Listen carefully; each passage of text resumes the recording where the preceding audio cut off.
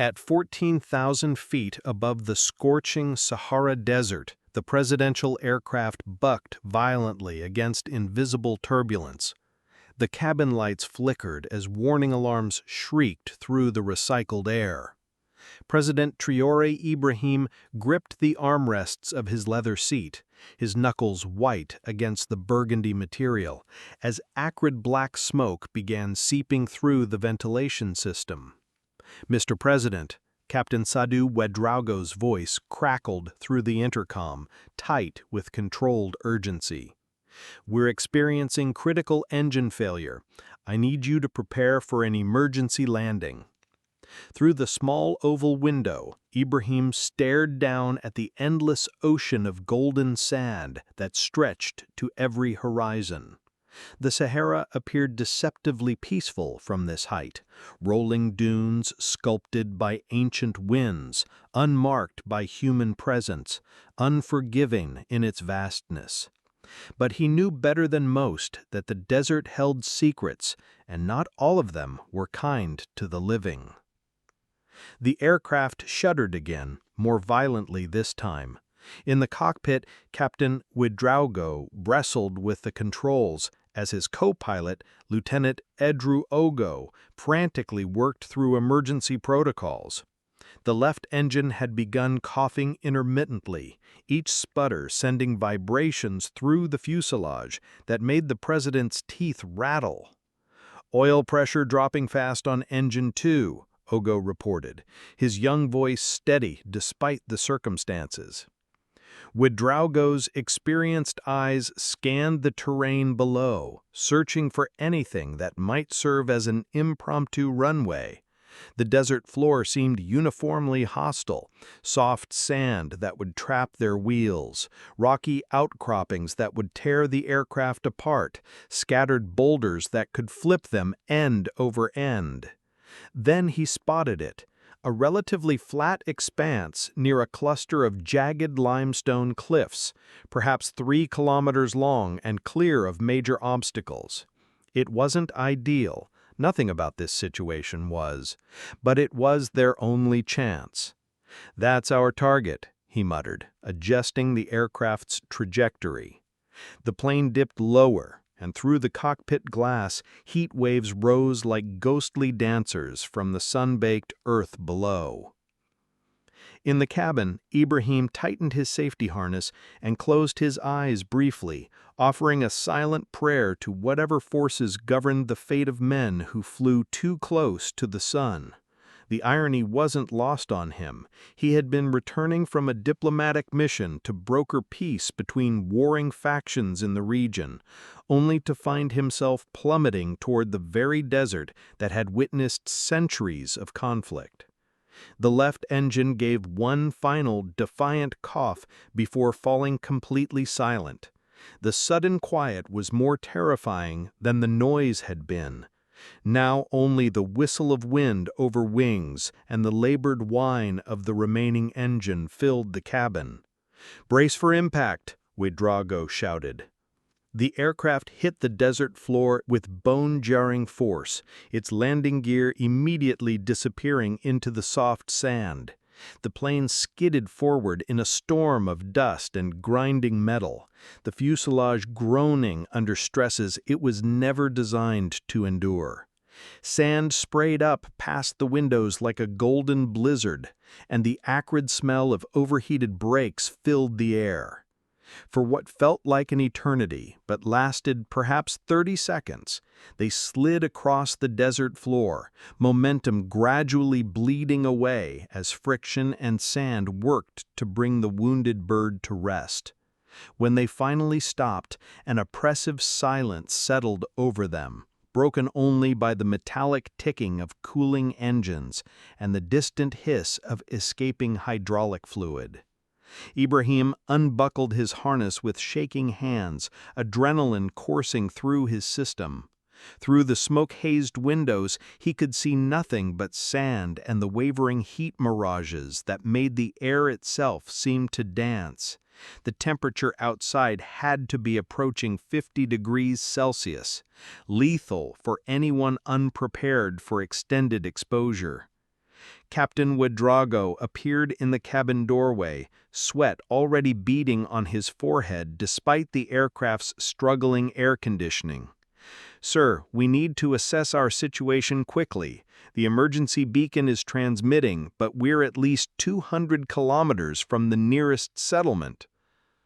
As they prepared to venture outside, none of them could have imagined that their forced landing had been anything but random misfortune. The desert, however, was about to reveal that some things buried in sand were meant to stay hidden, and others were meant to be found by the right eyes at precisely the right moment. Captain Ouedraogo was the first to step onto the desert floor, his boots sinking slightly into a sand that radiated heat like the surface of a distant planet. The Sahara struck him immediately with its brutal honesty. There was no shade, no relief, no forgiveness for the unprepared. The air itself seemed to burn his lungs with each breath. He moved quickly around the aircraft, conducting a damage assessment that confirmed his worst fears. The landing gear had been destroyed, hydraulic lines severed, and the left engine was clearly beyond any field repairs. They were grounded indefinitely in one of the most hostile environments on Earth. But it was as he completed his circuit of the plane that Ouedraogo noticed something that made his blood run cold despite the blazing heat. There, pressed deep into the sand just 30 meters from where they had come to rest, were tire tracks. He crouched beside them, his pilot's mind immediately cataloging details.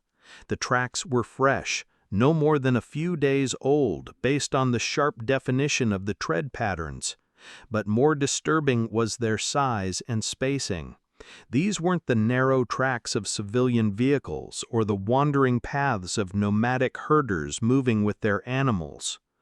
These were wide, deep, and perfectly parallel. They had been made by vehicles with substantial weight, military weight. The tread pattern was aggressive, designed for traction in difficult terrain. Most telling of all, there were multiple sets, suggesting a convoy of at least 4 or 5 vehicles moving in formation. "Mr. President," Ouedraogo called, his voice sharp with concern. Ibrahim emerged from the aircraft, immediately raising a hand to shield his eyes from the punishing glare of the desert sun. Sand swirled around his feet in small eddies, and he could feel the heat beginning to penetrate even his lightweight suit. "What is it, Captain?" Ouedraogo gestured to the tracks. "This area is supposed to be uninhabited for 200 kilometers in any direction. I checked the charts myself before we took off." Ibrahim knelt beside the tracks, running his fingers along the deep grooves carved into the sand. His political instincts, honed by decades of navigating the treacherous currents of West African diplomacy, began sending alarm signals through his consciousness. "These are too precise for civilian traffic," he observed, "and too recent to be explained by any legitimate military exercise in the area." Together, they began following the tracks, their footsteps crunching against the gritty mixture of sand and small stones that covered the desert floor. The sun beat down mercilessly, and within minutes, both men could feel sweat beginning to soak through their clothes. But their growing sense of unease overrode any physical discomfort. The tracks led directly toward the limestone cliffs that had guided their emergency landing, snaking between weathered boulders and stunted acacia trees that somehow managed to survive in this harsh environment. As they drew closer to the cliff face, the tracks became more defined, pressed into patches of harder-packed earth that held impressions better than loose sand. "Look at the spacing," Ibrahim noted, stopping to examine a particularly clear section. These vehicles were moving in tight formation, probably following predetermined coordinates. The tracks curved around a massive boulder and disappeared into what initially appeared to be a natural shadow cast by an overhanging cliff. But as they approached, both men realized they were looking at something far more significant than a patch of shade. It was an entrance, massive, artificial, and clearly engineered. The opening stretched nearly 20 meters across and perhaps 8 meters high, carved into the cliff face with precision that spoke of modern equipment and considerable time investment. The walls of the entrance had been smoothed and reinforced, and despite the harsh desert environment, there were no signs of erosion that should have marked natural cave formations. "Caves don't build themselves," Ibrahim said quietly, echoing Ouedraogo's own thoughts. As they approached the entrance, the temperature dropped noticeably. The cliff provided blessed relief from the direct sunlight, but there was something else, a faint mechanical hum that seemed to emanate from deep within the rock itself. It was barely audible, nearly masked by the whisper of wind through stone, but it was definitely there. Without words, both men understood that they were about to cross a threshold from which there might be no return. Whatever lay within this artificial cavern, it had been hidden for reasons that were unlikely to be benevolent. But they had come too far, discovered too much, to turn back now. As they stepped into the cool darkness of the tunnel, leaving the blazing desert sun behind, neither man could have imagined the scope of what they were about to uncover. The tracks in the sand had been just the beginning, breadcrumbs leading to a revelation that would reshape the geopolitical landscape of an entire continent. The transition from blazing desert heat to the cool interior of the cave was so abrupt that both men shivered involuntarily. Their eyes, still adjusted to the harsh brilliance of the Saharan sun, struggled to penetrate the shadows that seemed to swallow the tunnel ahead. As they moved deeper into the artificial cavern, their footsteps echoed against smooth stone walls that bore the unmistakable marks of modern engineering. Every few meters, they encountered thick electrical cables snaking along the floor, some buried under thin layers of sand that had blown in from the desert, others running along the walls in organized bundles that spoke of professional installation. The air itself began to change as they ventured further from the entrance. What had initially carried the clean, empty scent of sun-baked rock now held subtle traces of fuel, lubricants, and the ozone-like smell of electronic equipment operating in enclosed spaces. "Do you hear that?" Ibrahim asked, pausing to listen. The mechanical hum they had detected from outside was more pronounced here, a steady thrumming that suggested powerful generators running deep within the cliff. But there was something else. The almost inaudible whisper of forced air circulation, indicating a sophisticated ventilation system designed to maintain specific atmospheric conditions. They rounded a gradual curve in the tunnel, and suddenly the darkness ahead was broken by the dimmest reflection of artificial light. Both men instinctively slowed their pace, moving with the caution of men who understood that they were no longer visitors in an empty cave, but potential intruders in someone else's carefully guarded secret. The tunnel opened into a vast underground hangar that defied every assumption they had made about the empty desert above. The cavern stretched nearly 100 meters in length and perhaps 60 meters in width, its ceiling lost in shadows that artificial lighting couldn't quite penetrate. But it wasn't the size of the space that stopped both men in their tracks. It was its contents. 12 fighter jets sat in perfect formation, arranged in 3 precise rows like sleeping predators awaiting a signal to awaken. Even in the dim lighting, Ibrahim could see that these were not obsolete aircraft or training planes. These were frontline fighters, their sleek lines and swept wings speaking of cutting-edge aerodynamic design and sophisticated engineering.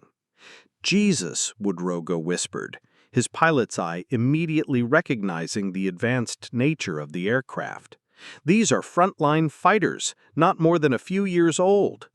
They moved closer, their boots echoing against the concrete floor that had been poured and finished with the same precision as any major military installation.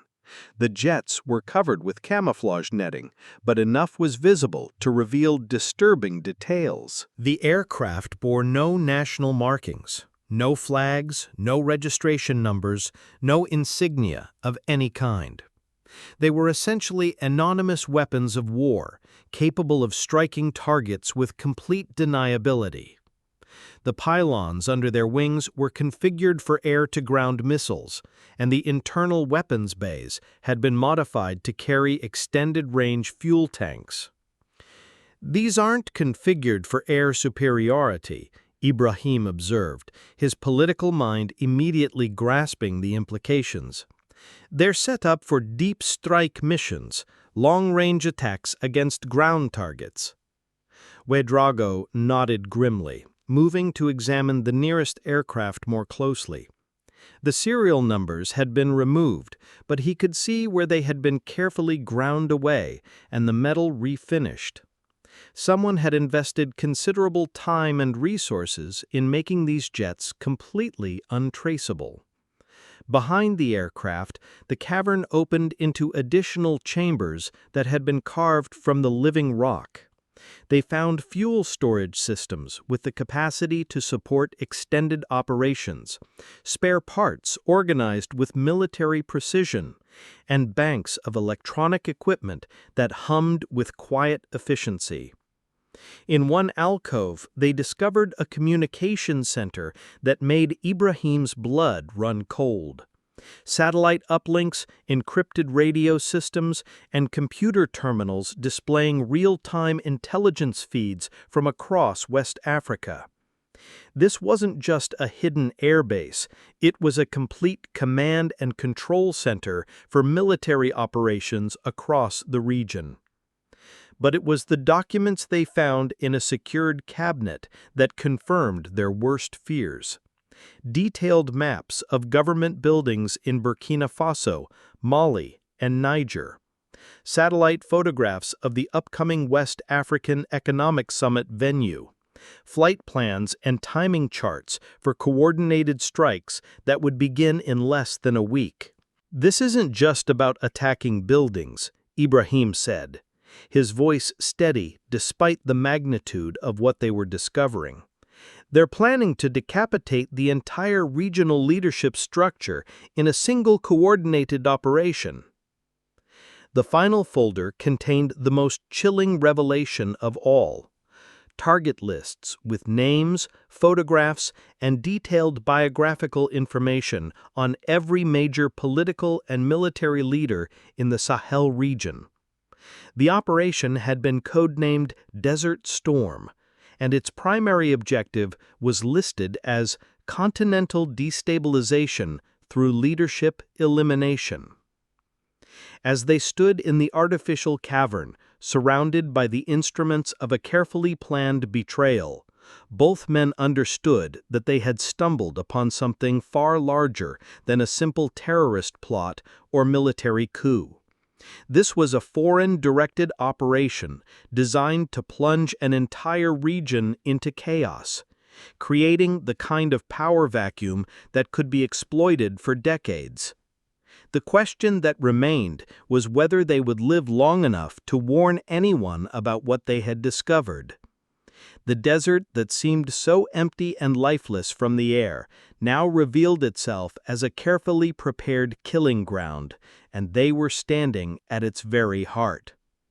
President Ibrahim moved swiftly back through the tunnel toward their grounded aircraft, his mind racing through the implications of what they had discovered. The mechanical hum of the hidden installation followed them like a distant threat, a reminder that the arsenal they had stumbled upon was not dormant but actively maintained and ready for immediate use. Back in the communications bay of the presidential jet, Ibrahim activated the backup satellite communication system. The equipment had survived the crash landing, and within moments he had established an encrypted connection with secure command centers across West Africa. His fingers moved across the keyboard with practiced efficiency, typing a message he had hoped never to send in his lifetime. Desert Storm discovered. Activate Sahara Shield immediately. Continental threat confirmed. Execute all protocols. The message was brief, coded, and carried the highest possible priority classification. Within 90 seconds, secure command centers in Ouagadougou, Bamako, Niamey, Accra, and N'Djamena received the alert that would transform the geopolitical landscape of West Africa. Sahara Shield had been conceived during a secret meeting of African military commanders 2 years earlier, born from the growing recognition that the continent faced threats that transcended national boundaries. The protocol represented something unprecedented in African military history, a commitment to treat an attack on one member nation as an attack on all, backed by real-time intelligence sharing and coordinated military response. For months, the participating nations had been quietly building the infrastructure necessary to make Sahara Shield operational. Satellite surveillance networks had been integrated. Communications protocols had been standardized. Military units had been cross-trained for rapid deployment across borders. But it had all remained theoretical until this moment. Within 3 hours of Ibrahim's message, the protocol's activation began cascading across the region like a precisely orchestrated symphony of defense. In Burkina Faso, long-range drone patrols were launched from hidden airstrips, their sensors tuned to detect any aircraft operating outside normal flight corridors. Mali's newly upgraded radar installations began sweeping the skies with overlapping coverage that left no blind spots across the border regions. But Ibrahim wasn't finished. Returning to the communications bay, he initiated a second, even more dangerous gambit, a psychological warfare operation designed to force their hidden enemies into revealing themselves. Using a secondary encrypted channel, he transmitted carefully crafted disinformation to international diplomatic networks. The false intelligence suggested that the upcoming West African Economic Summit had been canceled indefinitely due to unspecified security concerns. The information was subtle enough to avoid immediate detection, but substantial enough to reach the intelligence networks that were undoubtedly monitoring the summit preparations. The beauty of the deception lay in its simplicity. The enemy's entire operation was timed around the summit, which would bring all the regional leaders together in a single, vulnerable location. If they believed the summit had been canceled, they would be forced to adapt their plans rapidly, and in doing so, they would expose communication patterns that had previously remained hidden. The psychological operation worked better than Ibrahim had dared hope. Within hours, intelligence services across the Sahel Shield network began detecting unprecedented activity on communication channels that had been dormant for months. Encrypted satellite transmissions suddenly burst to life. Shell companies associated with private military contractors began exchanging urgent, poorly secured messages. Most tellingly, several known intelligence operatives broke communication discipline in their haste to seek clarification about the summit's status. Each intercepted message, each broken protocol, each moment of panic provided another piece of the puzzle. Triangulation of signal sources revealed at least 6 additional installations similar to the one Ibrahim and Ouagadougou had discovered. The scope of the operation was staggering. A network of hidden bases stretching across the Sahel, all coordinated for simultaneous strikes that would have effectively decapitated the region's leadership in a single morning. Captain Ouagadougou, monitoring the cave entrance from their damaged aircraft, received continuous updates through his secure earpiece. The news that additional sites had been identified filled him with a mixture of relief and dread. Relief that the conspiracy was being exposed, dread at the realization of how close they had come to continental catastrophe. "They're everywhere," he reported to Ibrahim during one of their encrypted communications. "Yes," the president replied, his voice carrying a note of grim determination, "but so are we now." The coordination of Sahara Shield was exceeding every simulation and training exercise. The crisis had forced the participating nations to operate with a level of trust and efficiency that peacetime cooperation had never quite achieved. Intelligence flowed seamlessly across borders. Military assets were repositioned without the bureaucratic delays that typically plagued international cooperation. As night fell over the Sahara, the vast desert that had seemed so empty and hostile just hours earlier revealed itself as the center of the most sophisticated counterintelligence operation in African history. The hidden enemy had spent months, perhaps years, preparing their betrayal. Now Africa would show them what betrayal looked like when it came from those they had underestimated. The stage was set for a confrontation that would determine not just the fate of the immediate conspiracy, but the future balance of power across an entire continent. The hunters were about to become the hunted, and the empty desert was about to reveal just how alive it could be when properly awakened. At exactly 5 a.m. West African time, as the first pale light began to penetrate the pre-dawn darkness of the Sahara, the final phase of Operation Sahara Shield commenced. Across 6 nations, coordinated military strikes began with clockwork precision, the culmination of the most sophisticated intelligence operation in modern African history. The raids had been planned with surgical precision. Each target location would be hit simultaneously, denying the enemy any opportunity to warn other installations or implement contingency plans.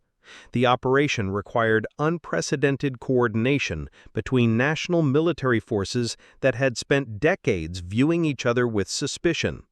But the revelation of the conspiracy had forged bonds of trust that transcended old rivalries. In Burkina Faso, Captain Ouedraogo watched from the cockpit of their damaged aircraft as black-painted helicopters materialized out of the pre-dawn gloom, flying so low that their rotor wash kicked up swirling clouds of sand. The Special Forces teams that rappelled from the aircraft moved with the fluid efficiency of professionals who had trained for exactly this scenario. The guards, comfortable in their assumption that the remote location provided perfect security, were caught completely off guard. Not a single shot was fired as the facility was secured and its personnel detained. Inside the artificial cavern, the 12 fighter jets that had been poised to rain death across West Africa sat silent and powerless, their fuel lines cut, their communication systems disabled.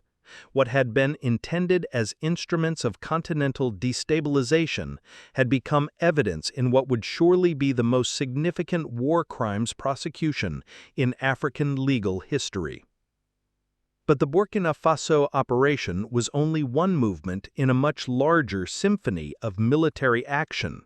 In Mali, drone surveillance had identified a second underground facility hidden beneath an innocuous-looking agricultural research station. The installation was larger than the one Ibrahim had discovered, containing not just aircraft but also ground-to-air missile systems and electronic warfare equipment capable of disrupting communications across the entire Sahel region. The Malian Special Forces approach was even more audacious than their Burkinabean counterparts. Rather than a direct assault, they infiltrated the facility by posing as maintenance personnel responding to a fabricated emergency. By the time the enemy personnel realized what was happening, the entire installation was under government control. In Niger, the target was a disguised airstrip that intelligence analysis had revealed was actually a forward operating base for long-range surveillance drones. The facility had been masquerading as a mining operation, complete with excavation equipment and ore processing machinery that provided perfect cover for the sophisticated military installation hidden beneath. Chad's operation targeted what appeared to be an abandoned hotel complex near the border with Sudan. Thermal imaging had revealed that the abandoned building was actually a hive of activity, housing communication equipment and serving as a coordination center for the entire network of hidden installations. Ghana's raid focused on a coastal facility that had been receiving suspicious shipments via modified cargo vessels. What appeared to be a legitimate shipping operation had actually been serving as a logistics hub for moving military equipment into position across the region. The most complex operation took place in Côte d'Ivoire, where intelligence had identified a network of interconnected facilities hidden within what appeared to be a palm oil plantation. The installation was so well camouflaged that it had taken thermal imaging and ground-penetrating radar to reveal its true extent. In every case, the enemy had been caught completely unprepared. Their security had been designed to prevent casual discovery, not to resist coordinated military assault by forces that knew exactly where to look and what to expect. The psychological warfare operation had worked perfectly. The enemy's panic over the supposed summit cancellation had exposed communication patterns that made targeting their installations almost trivially simple. By sunrise, over 30 foreign military contractors and intelligence operatives were in custody across 6 nations. More importantly, their equipment, communication systems, and operational documents were intact, providing a treasure trove of intelligence about the broader network that had been operating across Africa for years. The speed and completeness of the operation sent shockwaves through intelligence communities worldwide. Africa had demonstrated capabilities that few outside observers had believed possible, executing a counterintelligence operation that would have been impressive for any military alliance in the world. But perhaps most significantly, the raids had revealed the true scope of the threat that had been developing beneath the surface of African politics for years. This hadn't been a simple terrorist plot or military coup. It had been a comprehensive foreign operation designed to destabilize an entire region, creating the chaos necessary for outside powers to reshape African politics according to their own interests.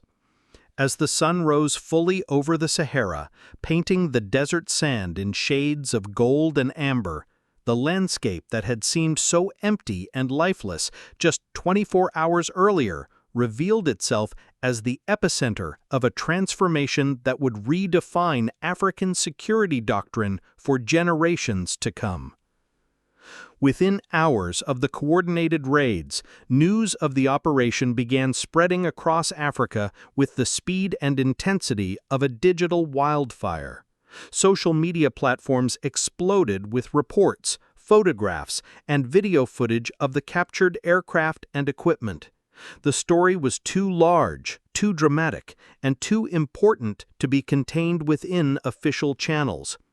In Ouagadougou, thousands of people began gathering spontaneously in the streets, their voices rising in songs of celebration and defiance.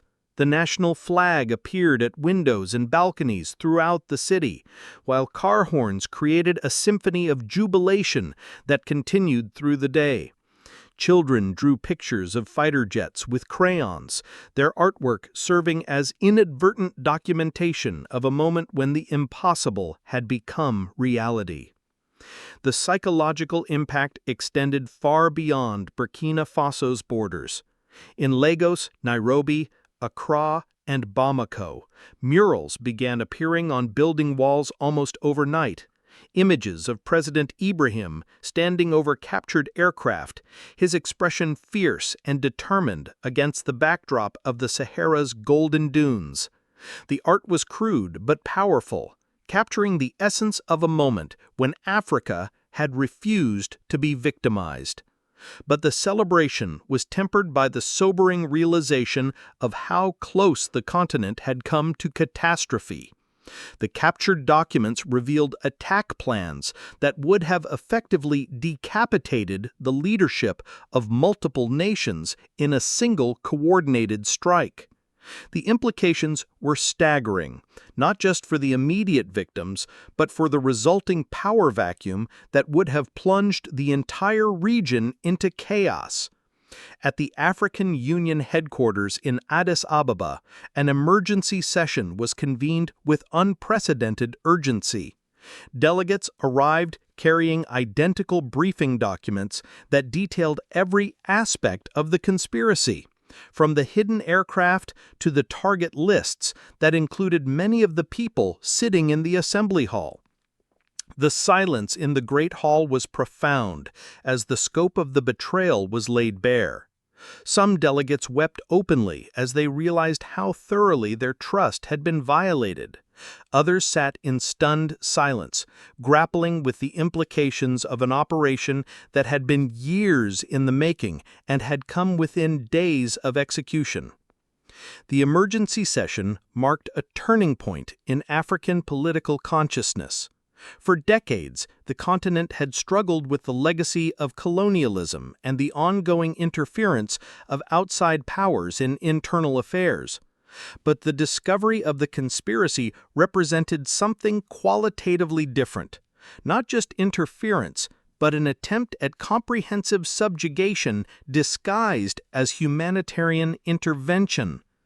Universities across the continent began immediate curriculum revisions, incorporating the events into courses on international relations, military science, and African history. The story became required reading for military academies, diplomatic schools, and intelligence services. Within months, the Sahara Revelation was being studied as a case study in both operational security and counterintelligence tactics. The response from international media was more complex and revealing. African news networks reported the story with clarity and pride, treating it as validation of the continent's growing capacity for self-defense.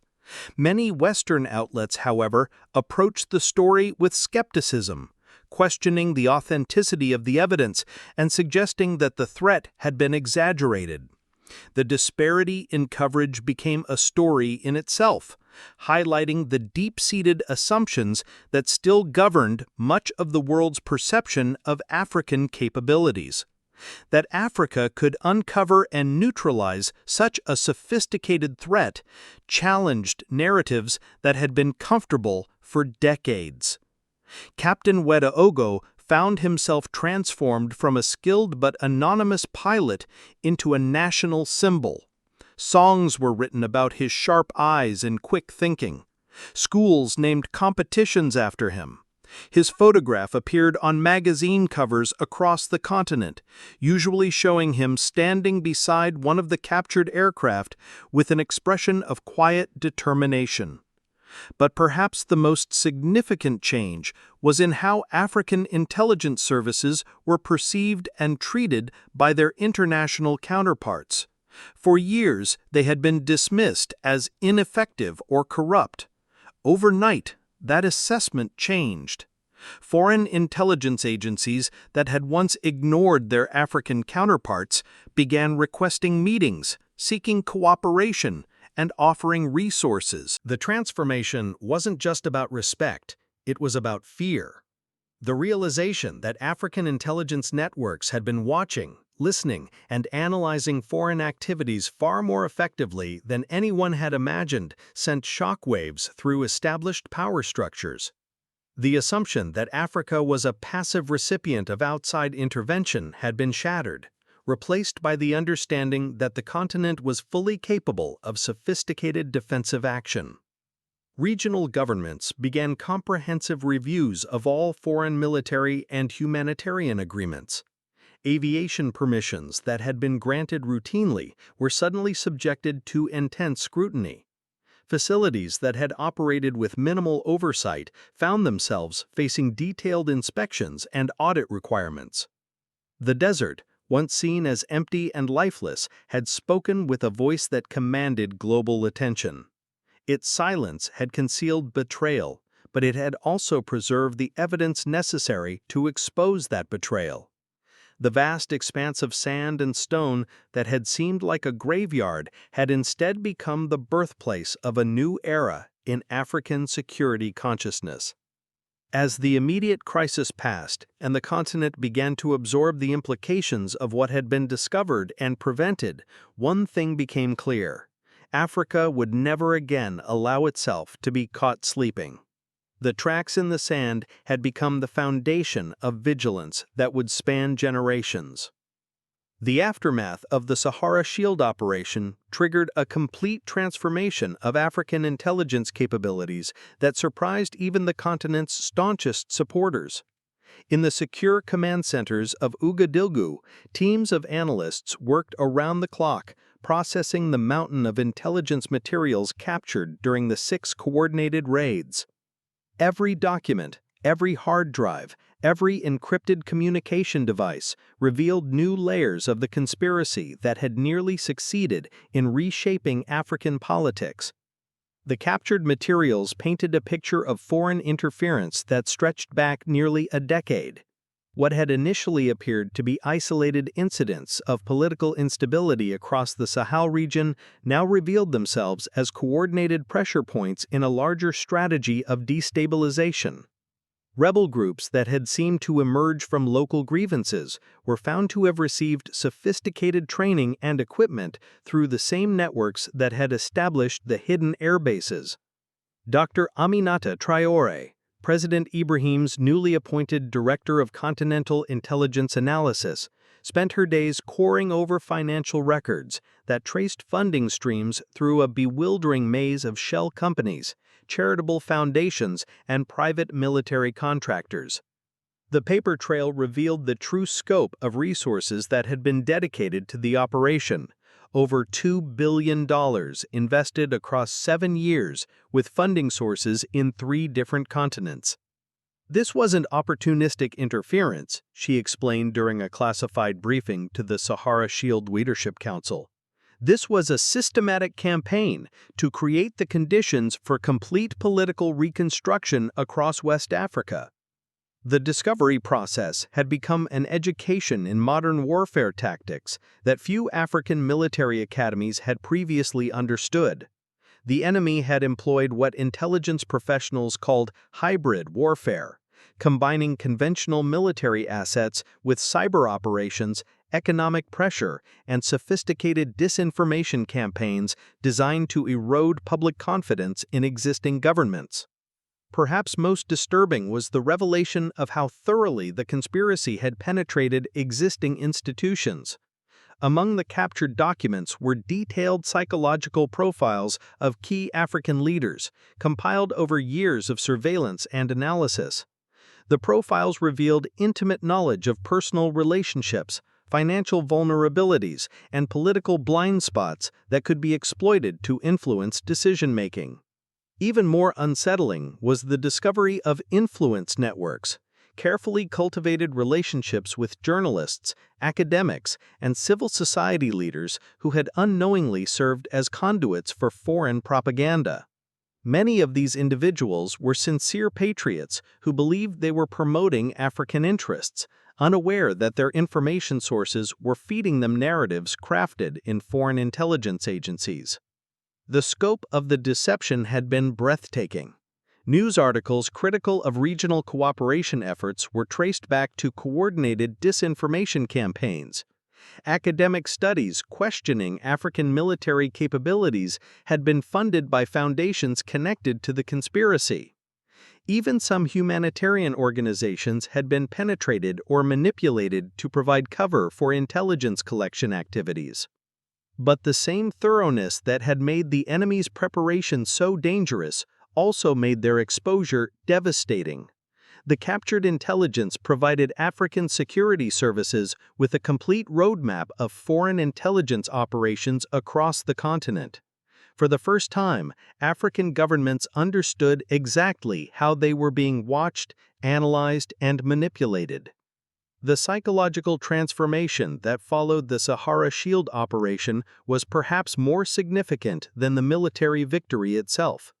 Across African universities, research institutions, and government agencies, a new generation of intelligence professionals emerged with skills and confidence that had been decades in the making. Captain Ouedraogo's promotion to head the Continental Aviation Security Directorate was just one example of how the crisis had accelerated the careers of individuals with proven capabilities. His first major initiative was the establishment of the Desert Eye Surveillance Network, a continent-wide system of ground-based observers trained to detect and report unusual activities in remote areas. The Desert Eye program recruited from an unexpected source, the traditional communities of pastoralists, traders, and nomads who had been crossing African deserts for centuries. These communities possessed knowledge of terrain and movement patterns that no satellite could match. More importantly, they had demonstrated over generations their ability to detect subtle changes in their environment that outsiders would never notice. Working with anthropologists and communications specialists, Ouedraogo's team developed training programs that combined traditional observation skills with modern reporting technologies. Solar-powered communication devices were distributed to community leaders across the Sahel, creating a human intelligence network that could supplement electronic surveillance systems. The program's first major success came just 4 months after implementation, when Tuareg traders reported unusual aircraft activity near the Mali-Algeria border. The intelligence led to the discovery of another hidden facility, this one designed as a refueling station for long-range reconnaissance drones. The facility was captured without a shot being fired, yielding additional intelligence about surveillance operations that had been targeting African military installations for over 2 years. Meanwhile, in the cyber warfare domain, African universities began developing capabilities that surprised international observers. The University of Ghana's new Institute for Digital Security attracted faculty members who had previously worked for major technology companies in Europe and North America. Their research focus was explicitly defensive, developing technologies to protect African communications infrastructure from foreign interference. The Institute's breakthrough came with the development of Baobab, an encryption system inspired by the structure of Africa's iconic trees. Like the baobab's extensive root system, the encryption protocol created multiple pathways for secure communication that became more robust when networks expanded rather than more vulnerable. The system was specifically designed to function effectively even in areas with limited technological infrastructure. Within a year of the Sahara Shield operation, Baobab encryption had been adopted by government agencies in 15 African countries.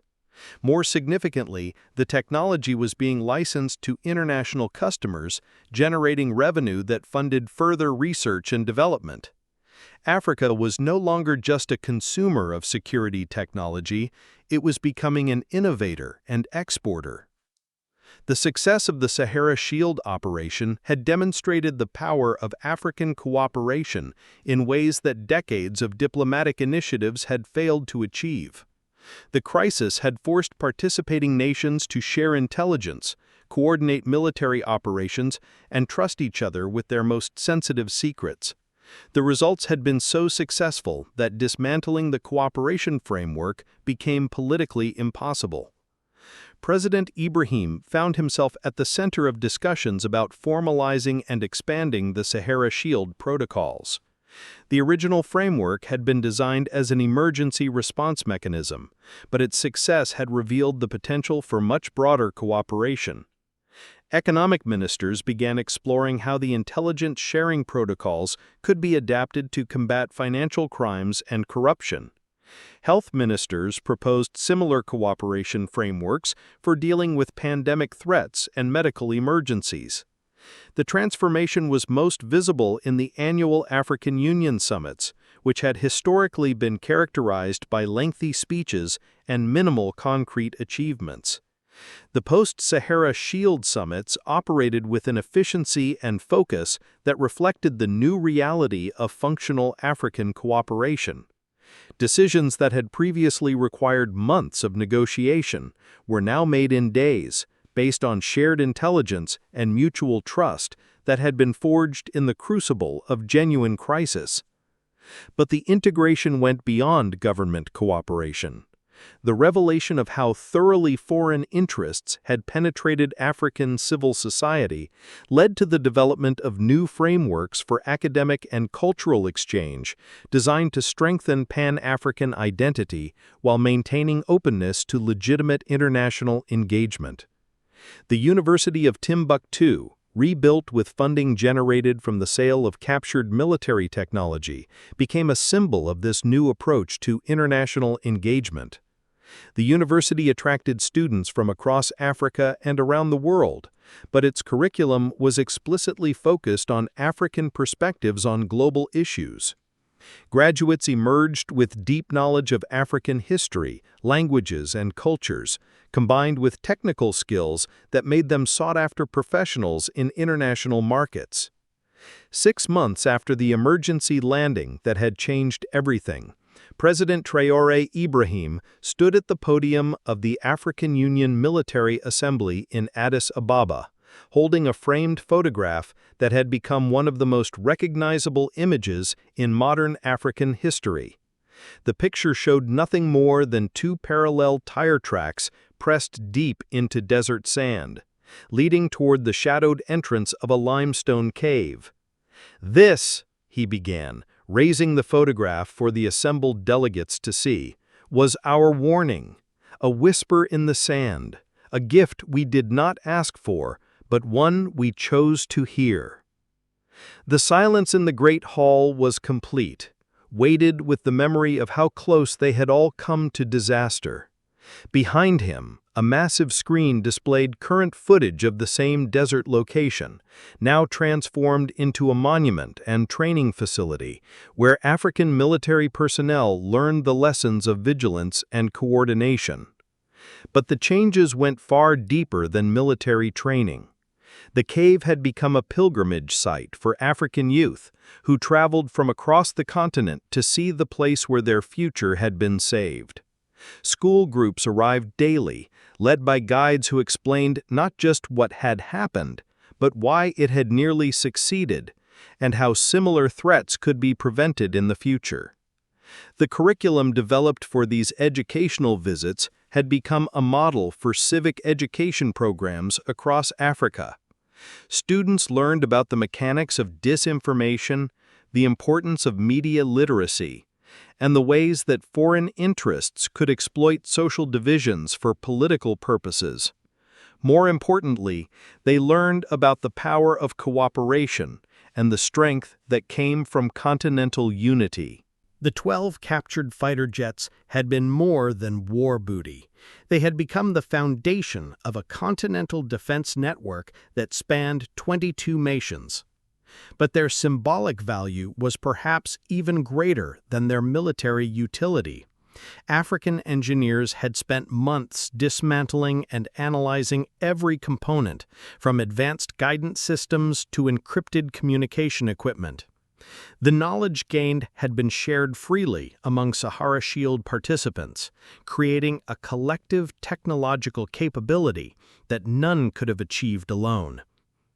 "What was meant to destroy us has armed us," Ibrahim continued.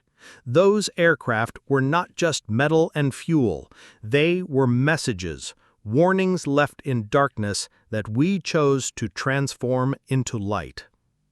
The transformation had been comprehensive and permanent.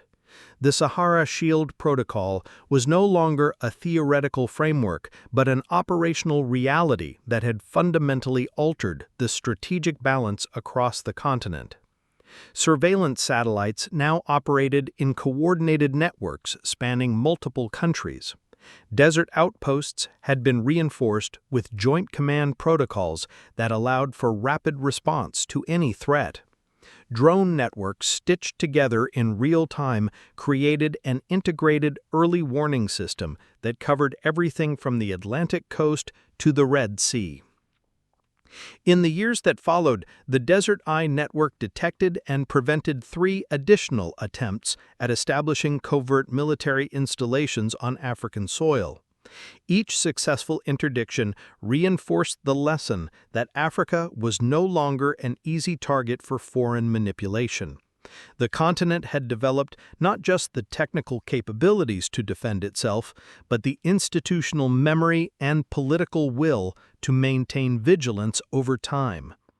The international ramifications continued to unfold years after the initial revelations. Shell companies that had provided logistical support for the conspiracy found themselves under investigation by financial regulators worldwide. Defense contractors faced congressional hearings and parliamentary inquiries that revealed uncomfortable truths about the intersection of private military services and foreign policy objectives.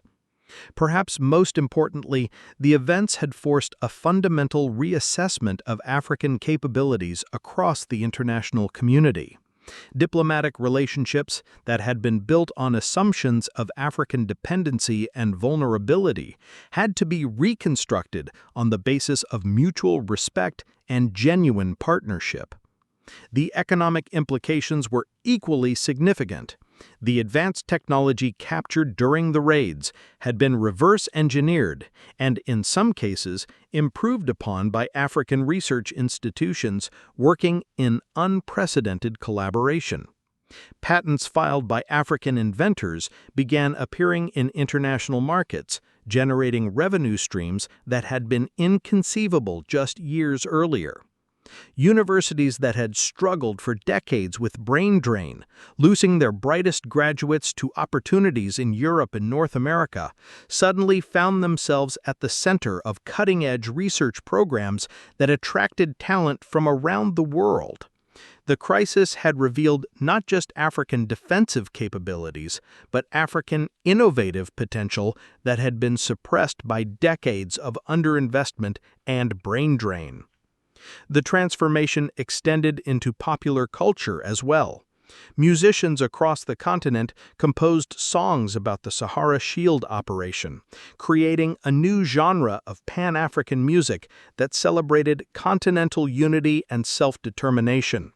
Film producers developed movies and documentaries that told the story from multiple perspectives, ensuring that future generations would understand both the threat that had been faced and the response that had been mounted. But beyond all the technological advances and institutional changes, the most profound transformation was psychological. For generations, many Africans had internalized narratives of helplessness and dependency that made foreign intervention seem inevitable and perhaps even necessary. The successful exposure and neutralization of the conspiracy had shattered those narratives permanently. As Ibrahim concluded his address to the assembly, he returned the framed photograph to its place on the podium. "There will be more tracks," he said quietly. "There will be more caves, more shadows, more attempts to exploit our trust and violate our sovereignty. But we no longer walk blind. Africa no longer waits to be warned. We act before the silence becomes dangerous." The delegates rose as one, their applause echoing through the hall like thunder. But the real measure of their success wouldn't be found in ceremonies or speeches. It would be found in the quiet competence of intelligence analysts monitoring communication networks, in the sharp eyes of pilots patrolling vast skies, and in the simple understanding that vigilance was not paranoia but wisdom. Outside the assembly hall, the Ethiopian highlands stretched toward horizons that seemed infinite under the African sun. Somewhere beyond those horizons, the Sahara continued its ancient work of preserving secrets and revealing truths to those with the patience and courage to read its signs. The desert had spoken once, and Africa had listened. That conversation would continue as long as both endured. 10 years later, Captain Ouedraogo, now General Ouedraogo, would often stand in the same spot where he had first noticed the tire tracks in the sand. The site had been preserved exactly as they had found it, though now it was surrounded by the infrastructure of the Desert Eye training facility. New generations of intelligence officers came here to learn the fundamental lesson that the most important threats often announce themselves through the smallest details, visible only to those who had trained themselves to see. The tracks themselves had been protected under a transparent shelter that allowed visitors to see them while preventing erosion. A small plaque beside them bore a simple inscription: "Sometimes the desert speaks to those who know how to listen." In the end, the greatest legacy of the Sahara Revelation was not the technology captured or the conspiracy defeated. It was the recognition that Africa possessed the capability to defend itself, protect its interests, and chart its own course through the complexities of an uncertain world. The tracks in the sand had led not just to hidden aircraft, but to a rediscovered sense of continental purpose and power. The desert, eternal and patient, continued to keep its secrets, but now it did so under the watchful eyes of those who understood that even tire tracks in sand could change the course of history, and that sometimes the most important discoveries came to those who were simply alert enough to see what was hidden in plain sight. Africa had learned to read the signs, and it would never again allow itself to sleep while others shaped its destiny. The end.